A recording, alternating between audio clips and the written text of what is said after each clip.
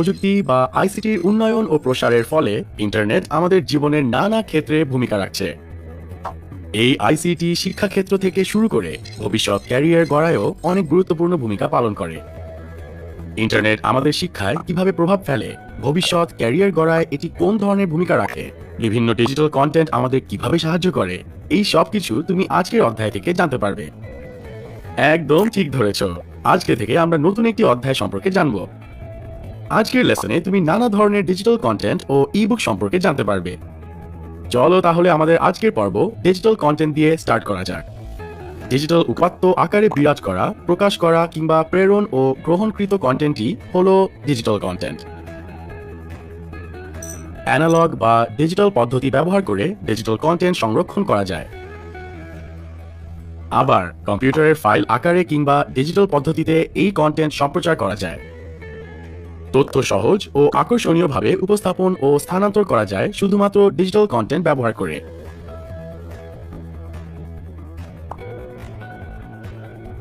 বর্তমানে টেক্সট, ছবি, audio, video ও animation সহ নানান ধরনের ডিজিটাল কন্টেন্ট পাওয়া যায়।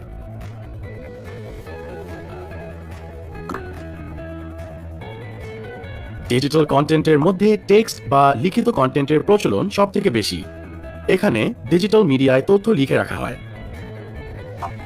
নিবন্ধন, ব্লগ পোস্ট, পণ্য বা সেবার তালিকা ও বর্ণনা, পণ্যের মূল্যায়ন, ইবুক, সংবাদপত্র ও শ্বেতপত্র হলো টেক্সটের কিছু উদাহরণ।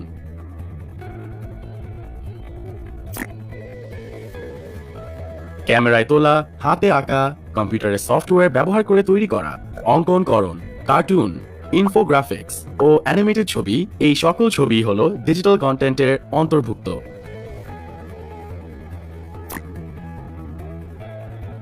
শব্দ বা অডিও আকারের যে কোনো কন্টেন্ট, এমনকি ইন্টারনেটে প্রচারিত অডিও ব্রডকাস্ট, অর্থাৎ যে কোনো বিষয়ের অডিও ফাইল অডিও কন্টেন্টের অন্তর্ভুক্ত। আজকের যুগে সবচেয়ে বেশি পরিবর্তন এসেছে ভিডিও ও অ্যানিমেশনের ডিজিটাল কন্টেন্টে। তথ্য ও যোগাযোগ প্রযুক্তির উন্নয়নের ফলে এখন স্মার্টফোন, ল্যাপটপ কিংবা ট্যাবলেট কম্পিউটারের মতো যে কোনো ডিজিটাল ডিভাইসে এই সকল ভিডিও কন্টেন্ট দেখা যায়। বর্তমানে সোশ্যাল মিডিয়াগুলোতে কিংবা ইন্টারনেটে নানান ধরনের ঘটনার ভিডিও সরাসরি সম্প্রচার করা হয়, যা ভিডিও স্ট্রিমিং নামে পরিচিত। আবার ইউটিউবের পাশাপাশি নানা ধরনের ভিডিও শেয়ারিং সাইটও রয়েছে, ফলে দিন দিন ইন্টারনেটে ভিডিও কন্টেন্টের পরিমাণ বেড়েই চলছে। এই তুমি কিন্তু শিখর অনলাইন কোর্সের অ্যানিমেশন ভিডিও কন্টেন্ট দেখে তোমার পড়া খুব সহজেই বুঝে নিচ্ছ। এবার তুমি আরেকটি ডিজিটাল কন্টেন্ট সম্পর্কে জানবে, যা হলো ইবুক। তুমি নিশ্চয়ই কম্পিউটার, ফোনে কিংবা কোনো ইলেকট্রনিক মিডিয়া ব্যবহার করে কোনো কাগজে মুদ্রিত বইয়ের পিডিএফ ভার্সনের বই পড়েছ। এই মুদ্রিত বইয়ের ইলেকট্রনিক রূপই হলো ইবুক বা ইলেকট্রনিক বুক। এই সকল বই ইলেকট্রনিক মাধ্যমে প্রকাশিত হয় দেখে এতে শব্দ, অ্যানিমেশনের মতো নানা ধরনের ইন্টারঅ্যাক্টিভ মাল্টিমিডিয়া অ্যাড করা যায়। ফলে বইয়ের বিষয়গুলি চোখের সামনে দৃশ্যমান হওয়ায় খুব সহজেই বোঝা যায়। বর্তমানে কাগজে মুদ্রিত বইয়ের পাশাপাশি ইবুকের প্রচলন এতই বেড়েছে যে অনেক বই এখন কেবল ইবুক আকারে প্রকাশ পায়।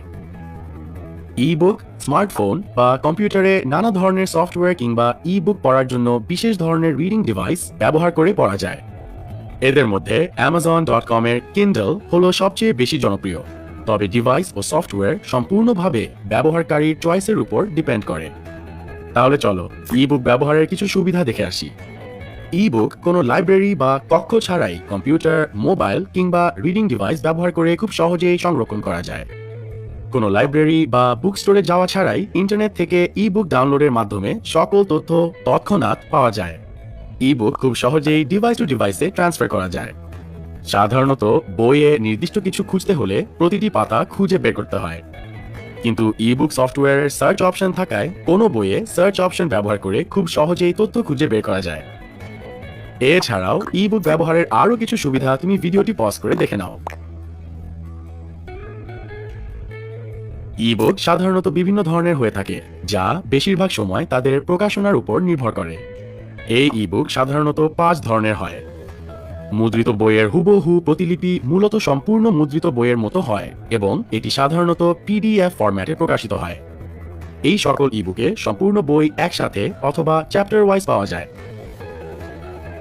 মুদ্রিত বইয়ের হুবহু প্রতিলিপি ছাড়াও কিছু ইবুক রয়েছে যা ইন্টারনেটের ওয়েবসাইটে পড়া যায়। নির্দিষ্ট ইবুকের ওয়েবসাইটে এই ইবুকগুলি পাওয়া যায় এবং এগুলি সচরাচর HTML ফাইল ফরম্যাটে থাকে। আরেক ধরনের ইবুক রয়েছে যা EPUB ফরম্যাটে প্রকাশিত হয়। এই সকল ইবুকে মুদ্রিত বইয়ের কন্টেন্টের সাথে নিজের নোট লেখা কিংবা বইয়ে উল্লিখিত কোনো শব্দের অর্থ জানার মতো কিছুটা বাড়তি কিছু সুবিধা থাকে। চৌকস ইবুক হলো এমন ইবুক যেখানে বইয়ের লিখিত অংশের পাশাপাশি অডিও, ভিডিও কিংবা অ্যানিমেশনের মতো মাল্টিমিডিয়া থাকে, তাই এদের স্মার্ট ইবুকও বলা হয়। এতে কুইজের ব্যবস্থা ও সাথে প্রশ্নের সঠিক উত্তর থেকে শুরু করে অনেক সময় ত্রিমাত্রিক ছবিও যুক্ত থাকে। এই সকল ইবুক নির্মাতারা ইবুকগুলি এমন ফরম্যাটে তৈরি করেন যেন একটি নির্দিষ্ট হার্ডওয়্যারের জন্য তৈরি করা ইবুক কেবল ওই হার্ডওয়্যারেই পড়া যায়। তাই আইবুক অ্যাপলের তৈরি করা হার্ডওয়্যারের জন্য তৈরি করা হয়েছে দেখে এটি কেবল অ্যাপলের আইফোন, আইপ্যাড কিংবা ম্যাক কম্পিউটারে পড়া যায়। সর্বশেষ ধরনের ইবুক হলো অ্যাপস ভিত্তিক ইবুক। এখানে ইবুক একটি অ্যাপ্লিকেশন আকারে থাকে যা কম্পিউটার কিংবা ফোনে ডাউনলোড করে পড়া যায়। কাগজে মুদ্রিত বইয়ের মতো সকল ইবুকও কপিরাইট আইনের আওতায় প্রকাশিত হয়, তাই ইবুক ব্যবহারেও মুদ্রিত বইয়ের মতো কপিরাইট আইন মেনে চলতে হয়। তাহলে আজকের পর্বে তুমি নানা ধরনের ডিজিটাল কন্টেন্ট ও ইবুক সম্পর্কে জেনেছো। আগামী পর্বে তুমি তোমার ভবিষ্যৎ ক্যারিয়ার গড়ায় আইসিটি এর প্রভাব সম্পর্কে জানবে। সেই পর্যন্ত ভালো থেকো।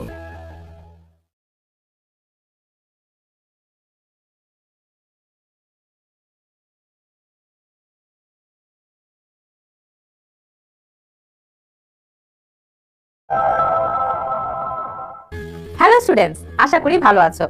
গত পর্বে তুমি নানান ধরনের ডিজিটাল কন্টেন্ট ও ইবুক সম্পর্কে জেনেছো। আজকের পর্বে তুমি তোমার শিক্ষায় ইন্টারনেট, ভবিষ্যৎ ক্যারিয়ার ও এর উপর আইসিটির প্রভাব ও ভূমিকা সম্পর্কে জানবে। তাহলে চলো শিক্ষায় ইন্টারনেটের ভূমিকা ও ব্যবহার দিয়ে শুরু করা যাক আমাদের আজকের লেসন। তুমি অলরেডি প্রথম অধ্যায়ে কম্পিউটার, মোবাইল, ল্যাপটপ কিংবা ট্যাবলেটের মতো ডিজিটাল ডিভাইসে ইন্টারনেট ব্যবহার করে শিক্ষা গ্রহণের উপায় অর্থাৎ ই লার্নিং সম্পর্কে জেনেছো। এখন তুমি শিক্ষাক্ষেত্রে ইন্টারনেট ব্যবহারের ভূমিকা নিয়ে আরো ডিটেইলস জানবে। তুমি নিশ্চয়ই ইন্টারনেটে ভিডিও কিংবা মুভি দেখা, বন্ধুদের সাথে কথা বলার কিংবা গান শোনার কিংবা লেখাপড়ার মতো নানা ধরনের কাজ করেছো। এই ইন্টারনেট ব্যবহার করতে প্রয়োজন কম্পিউটার, মোবাইল, ল্যাপটপ কিংবা ট্যাবলেটের মতো ডিজিটাল ডিভাইস। বর্তমানে স্মার্টফোন প্রযুক্তিগতভাবে অনেক উন্নত হয়েছে। এতে এখন কম্পিউটার বা ল্যাপটপের মতো অলমোস্ট সকল কাজ করা যায়। তাই কম্পিউটার কিংবা ল্যাপটপ এক্সপেন্সিভ দেখে অনেকের হাতের নাগালের বাইরে থাকলেও পর্যায়ক্রমে স্মার্টফোন মানুষের সাধ্যের ভেতর চলে আসায় এটি ব্যবহার করে সকলেই ইন্টারনেট ব্যবহার করতে পারে।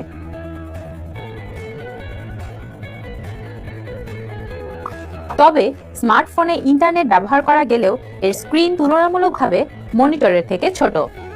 আবার ইন্টারনেটের শিক্ষা বিষয়ক সকল কন্টেন্ট মোবাইল স্ক্রিনের জন্য অপটিমাইজ না হওয়ার কারণে অনেক ক্ষেত্রে পড়াশোনার জন্য স্মার্টফোনের ব্যবহারে জটিলতার সম্মুখীন হতে হয়। তবে এক্ষেত্রে ল্যাপটপ কিংবা কম্পিউটারের এবং স্মার্টফোনের মাঝামাঝি ডিভাইস ট্যাবলেট ব্যবহার করা যায়, যা শিক্ষার কাজে খুবই উপযোগী।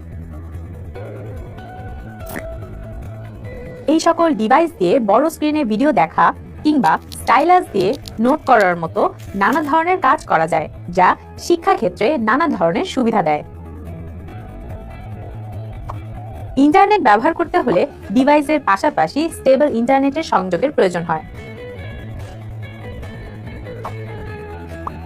দেশের সকল জায়গায় সমানভাবে ইন্টারনেট সংযোগ না থাকায় সকল জায়গায় একই গতির ইন্টারনেট পাওয়া যায় না।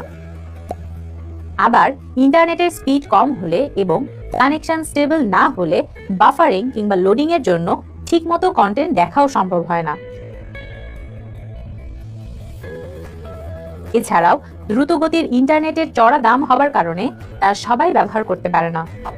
তাই শিক্ষাক্ষেত্রে ইন্টারনেট ব্যবহার করার জন্য ইন্টারনেট খরচ ছাত্রছাত্রীদের জন্য সাশ্রয়ী করে তুলতে হবে, যেন তারা সহজে ইন্টারনেট পড়াশোনার কাজে ব্যবহার করতে পারে।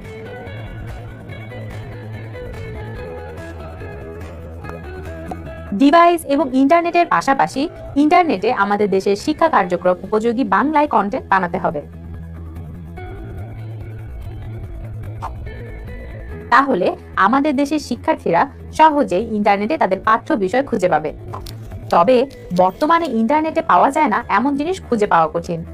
তাই ছাত্রছাত্রীরা কোনো একটি বিষয় না বুঝলে তা নিয়ে ইন্টারনেটের গুগলের মতো সার্চ ইঞ্জিনে টপিকের নাম লিখে সার্চ করলেই ভিডিও কিংবা আর্টিকেলের মতো নানা ধরনের কন্টেন্ট পাবে। এই জন্য সার্চ ইঞ্জিনে সঠিকভাবে সার্চ করতে হবে এবং ইংরেজি ভাষায় দক্ষতা থাকতে হবে।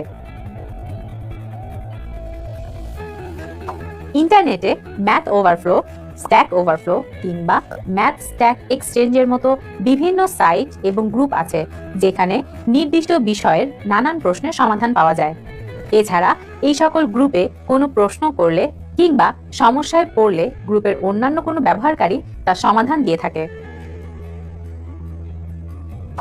ইন্টারনেটের এই বিশাল জগৎকে শিক্ষাক্ষেত্রে সঠিকভাবে কাজে লাগালে তার শিক্ষা ব্যবস্থাকে সম্পূর্ণরূপে বদলে দিবে এবং ছাত্রছাত্রীদের শিক্ষা গ্রহণের মান উন্নত করে তুলবে। ইন্টারনেট একজন শিক্ষার্থীর পড়াশোনার জন্য খুব সাহায্যকারী একটি অ্যাসিস্ট্যান্ট।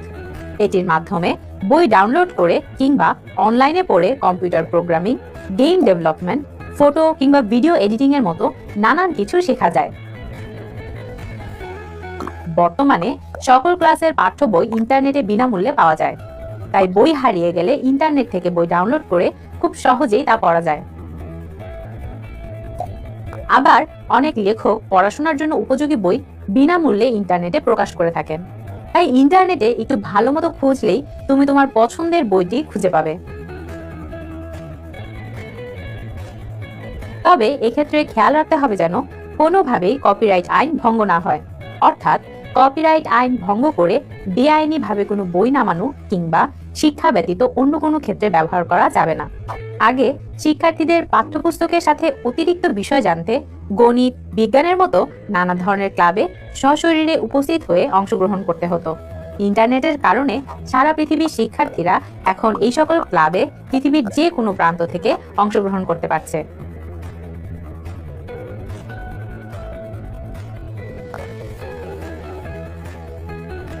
21 শতাব্দীর এই যুগে আইসিটি বিহীন একটি দিনও কল্পনা করা যায় না। এই তথ্য ও যোগাযোগ প্রযুক্তির ব্যবহার বর্তমানে নানান ক্ষেত্রে ছড়িয়ে গেছে।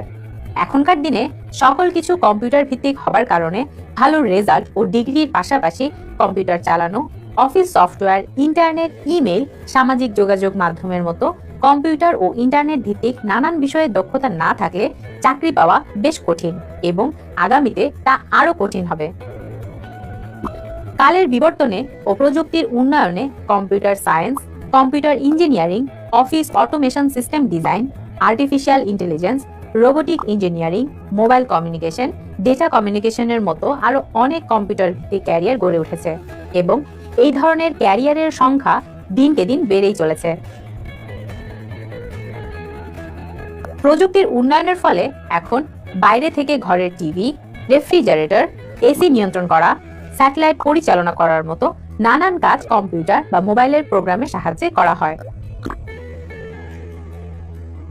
এই সকল অ্যাপস প্রোগ্রামিং এর মাধ্যমে তৈরি করা হয়, তাই আজকের দিনে প্রোগ্রামারদের চাহিদা অনেক বেশি। বর্তমানে আমাদের দেশেও প্রোগ্রামিং এর সম্ভাবনা দিনকে দিন বেড়েই যাচ্ছে।